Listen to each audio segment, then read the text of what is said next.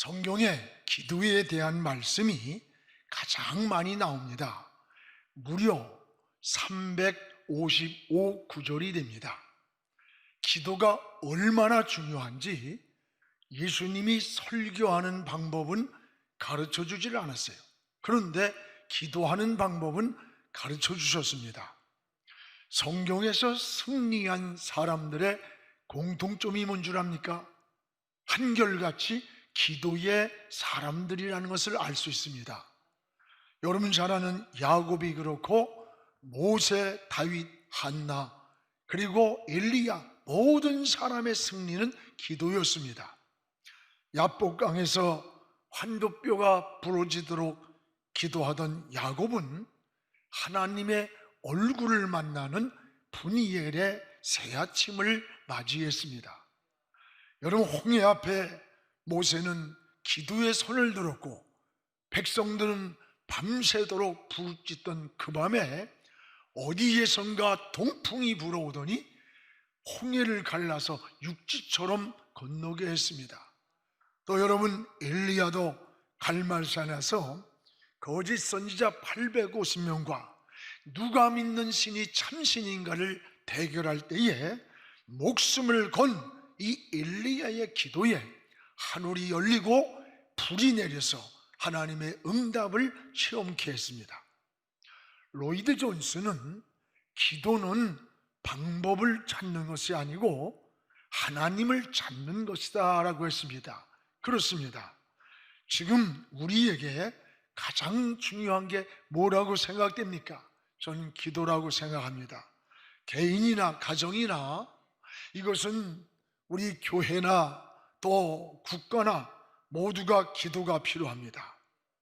은혜를 경험한 사람, 하나님의 역사를 확신하는 사람은 기도보다 더 중요한 것이 없다라고 하는 것을 알고 있습니다. 기도 없이 출발하는 하루는 마치 내비게이션이 없이 밤길을 가는 것과 같이 방향을 잃게 되고 목적지를 잃기가 쉬운 것입니다. 오늘 기도하는 그 시간은 결코 낭비하는 시간이 아닙니다. 루터는 바쁘고 분주할 때, 중요한 일이 생길 때면 기도 시간을 늘렸다는 거예요. 그때마다 나의 가는 길에 더 지름길처럼 하나님이 인도했다고 고백을 합니다. 우리는 바쁘다고 기도 시간을 줄이는 그런 신앙이 되지 않기를 바랍니다. 그리스도인들이 기도 없이 무엇을 하려고 할 때에 충성하고 헌신하고 봉사하면서도 자신도 모르게 자꾸 사람의 부딪히는 소리, 시끄러운 소리가 날 때가 너무 많아요. 기도하지 않고 하나님의 일을 하다 보면 오히려 이 본질을 놓칩니다. 그리고 마귀의 시험에 빠지고 유혹에 빠질 때가 얼마나 많아요. 이 중세교회가 그렇게 해서 무너진 거예요.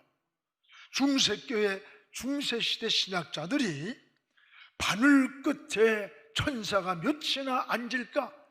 이걸 가지고 싸우는 거야, 토론하면서. 또 여러분, 성직자의 가운은 무슨 색깔을 입어야 되느냐?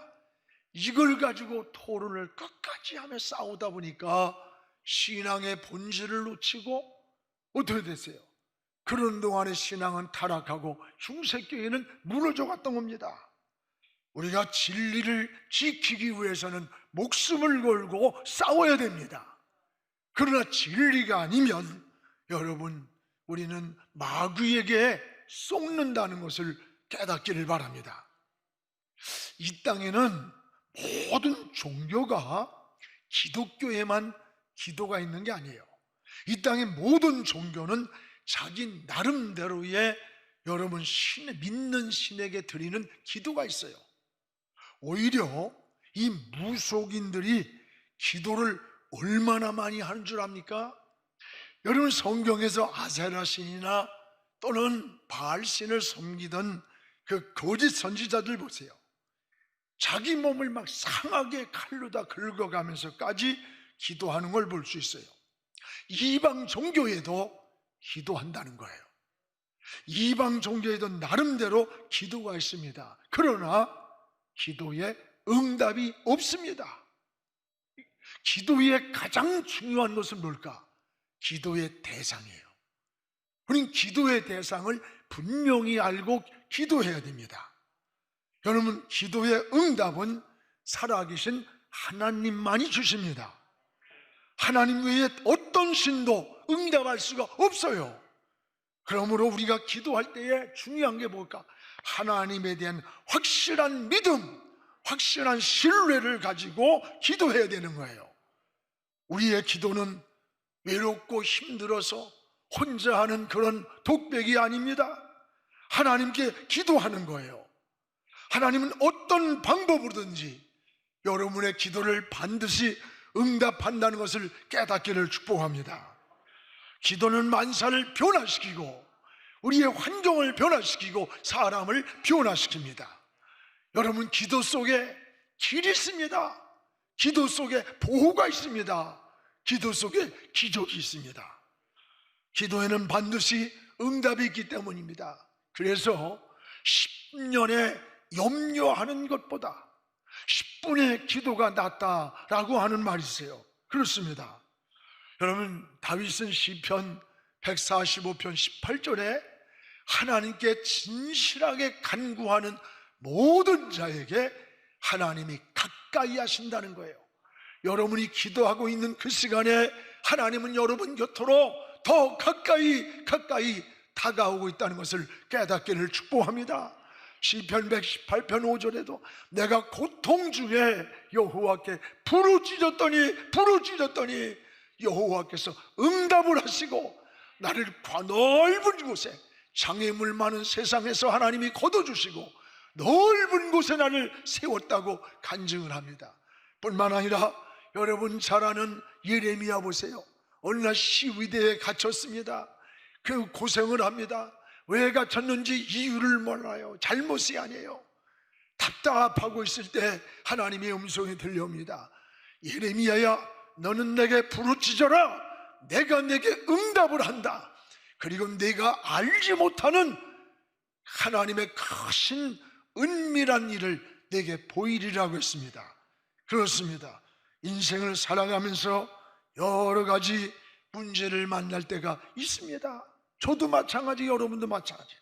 이게 영적인 문제만이 아닙니다. 때로는 자녀의 문제, 가정의 문제, 진로의 문제, 생업의 문제, 때로는 사업, 건강, 결혼, 모든 여러 가지 문제가 있습니다. 이럴 때에 우리 그리스도인들은 어떤 방법을 찾아 나서는 것도 중요하지만 방법을 찾기 전에 하나님을 찾는 것이 우선이라는 것을 알아야 됩니다. 여러분, 기도는 뭐예요? 하나님을 찾는 것이 바로 기도입니다. 기도는 영육간의 문제를 풀어가는 열쇠가 되는 거예요. 열쇠. 기도할 때 기쁨이 오는 거예요. 기도할 때 여러분 지혜가 옵니다. 기도할 때에 신령한 은혜를 경험하게 되는 거예요. 오늘 본문 말씀에는 특별히 주님이 원하시는 기도, 이게 무엇인가를 알려줍니다. 또 하나는 우리가 기도하는데 잘못된 기도가 있다는 거예요. 그 다음에는 기도하는 방법, 어떻게 기도해야 되는지 이걸 잘 알려주고 있습니다. 무엇보다도 주님은 어떻게 기도해야 되는가 라고 하는 것을 말씀하셨습니다. 여기 5절에 보면 너희가 바리새인 같은 외식적 기도를 주의하라 라고 했어요. 우리 한번 5절을 같이 읽겠습니다. 또 너희는 기도할 때에 외식하는 자와 같이 하지 마라. 그들은 사람에게 보이려고 회당과 큰 거리 어귀에 서서 기도하기를 좋아하느니라. 내가 진실로 너희에게 말한다. 그들은 자기 상을 이미 받았느니라. 너희는 기도할 때 외식하는 자와 같이 기도하지 마라. 그들은 사람에게 보이려고 기도한다. 여기에 여러분 외식이 뭐예요? 겉과 속이 다르다는 거예요. 당시 바리새인들은 기도하는 것까지도 외식적 기도를 했어요. 그래서 오늘 여기 보면 사람에게 보이려고 라는 말이 나와요. 사람에게 보이려고 기도했다는 거예요. 여러분, 기도의 대상은 사람이 아닙니다. 우리의 기도를 오늘도 들으시고 응답하시는 분은 오직 하나님이십니다. 근데 이 바리새인들은 지금 사람을 대상으로 기도를 하는 거예요. 사람에게 보이려고 기도를 하다 보니까 기도가 외식이 되었다는 거예요. 자신들의 종교적인 열심을 자랑하는 거예요. 기도하는 시간에 사람들이 막 이런 공공장소로 나가서 손을 들고 하나님, 우린 주일 잘 지킵니다.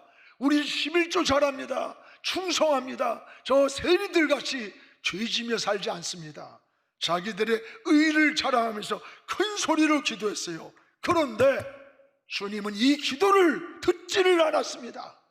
듣지를 않았어요. 오늘 여러분, 우리도 이 바리새인들의 기도를 주의하라는 거예요.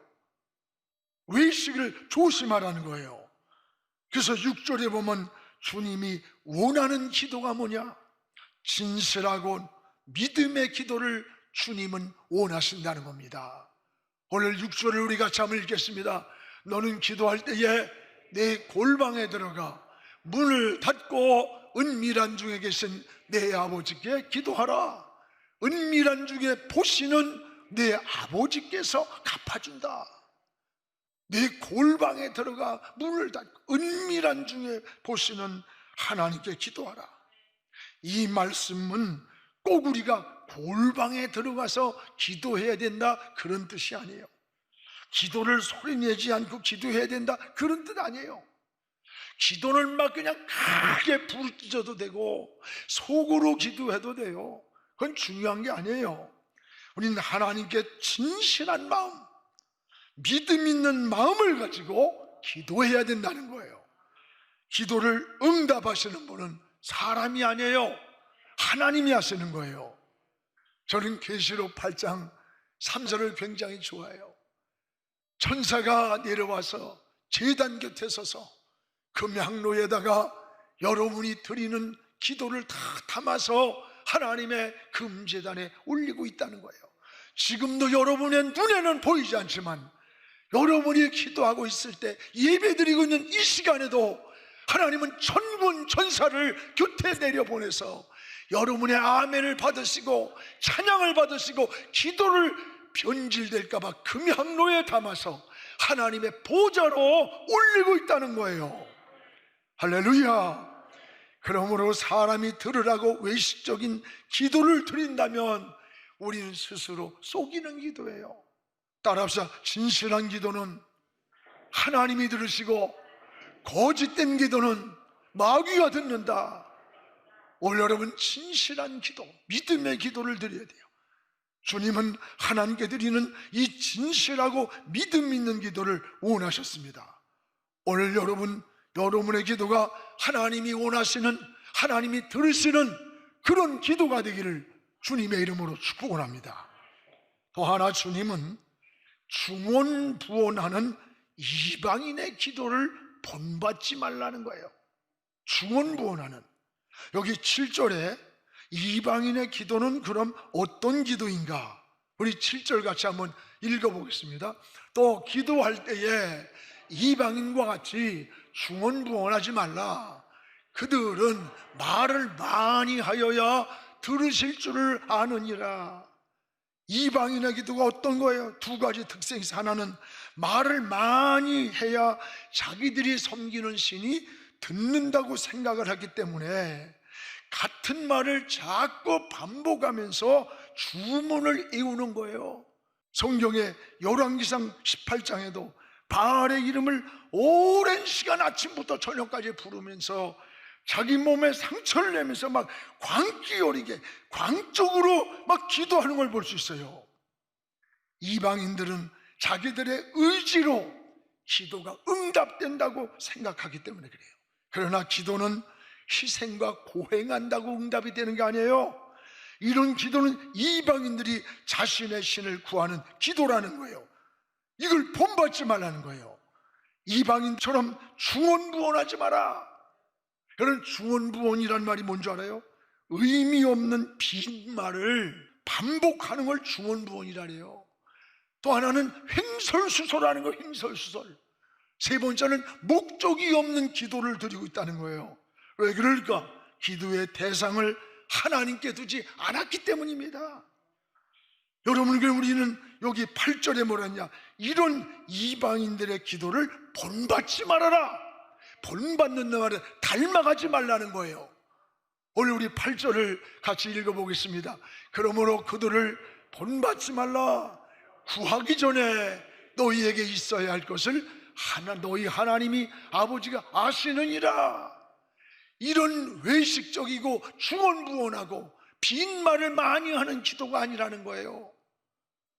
오늘 여러분, 하나님은 우리가 구하기 전에 있어야 할 것을 아신다는 거예요. 그렇다면 다 아시는데 왜 기도합니까? 기도하지 말라는 말입니까? 아닙니다. 오늘 이방인들처럼 기도의 대상도 목적도 없는 많은 말이 필요한 것이 아니라는 거예요. 그럼 주님이 원하는 기도는 어떤 기도일까요? 세 가지입니다. 하나는 외식을 버린 진실한 믿음의 기도를 원한다는 거예요. 두 번째는 기도의 대상이 사람이 아니라는 거예요. 사람을 의식하고 기도하는 게 아니고 하나님을 향한 기도예요. 우리의 기도는 하나님이 들으시고 하나님이 응답하기 때문에. 세 번째는 중언부언하지 않는 목적이 분명한 기도를 주님은 원한다는 말씀이에요. 여러분도 중언부언하지 않는 목적이 분명한 기도를 드리시기를 축복합니다. 하나님은 여러분의 기도를 이 시간도 반드시 응답해 주시려습니다. 또 하나는 주님은 기도하는 방법을 가르쳐 줬어요. 설교하는 걸 가르쳐 줬으면 참 좋았을 텐데 기도하는 방법을 가르쳐 줬어요. 여러분, 예배 때마다 고백하는 주기도문을 보세요. 그 주기도문의 내용은 주님이 어떻게 기도해야 될 것인가의 방법을 모델로 알려주는 거예요. 그래서 이렇게 기도하라, 이렇게 네 가지로 말씀해 주셨어요. 오늘 여러분, 네 가지 말씀하세요. 하나는 뭐냐? 하나님께 영광을 돌리는 기도를 하라는 거예요. 오늘 여러분 9절 10절을 우리 같이 한번 읽겠습니다. 그러므로 너희는 이렇게 기도하라. 하늘에 계신 우리 아버지여, 아버지의 거룩히 이름이 받으시오며 너희 나라가 임하오시며 뜻이 하늘에서 이루어진 것 같이 땅에서도 이루어지리다. 이게 뭡니까? 하늘에 계신 우리 아버지여, 하늘에 계신 우리 아버지여. 하나님을 아버지라고 부르는 거예요. 첫째, 여러분, 하나님을 아버지라고 부르는 시간, 우리는 자녀의 신분을 갖게 되는 거예요. 그 자녀는 아버지가 책임을 지고 아버지의 상속을 누리는 자가 되는 거예요. 바로 그 아버지의 이름을 거룩하신 아버지의 영광, 아버지의 나라가 이 땅에 이루어지는 것을 찬양하라는 거예요. 그 아버지께 영광을 돌리라는 거예요. 이게 기도의 순서입니다. 여러분, 기도는 부모에게 편지를 쓰는 것 같아요. 여러분이 편지를 쓰는데 다 생략하고 아버지 돈 주세요 이러질 않잖아요. 여러분, 다 아버지 어머니 평안하십니까? 자주 연락도 못 드리고 아버지 어머니 때문에 이렇게 내가 이 땅에 존재하고 이렇게 있어서 너무 고맙습니다, 감사하는 거예요. 두 번째는 감사를 고백하는 겁니다. 감사. 11절 우리 같이 읽어봅시다. 오늘 우리에게 일용한 양식을 주옵시고. 일용한 양식, 이는 감사의 고백이에요. 이스라엘 백성들이 애굽에서 나온 걸 감사했어요. 그러나 애굽에서 나와서 그냥 놔두면 살 수가 없어요.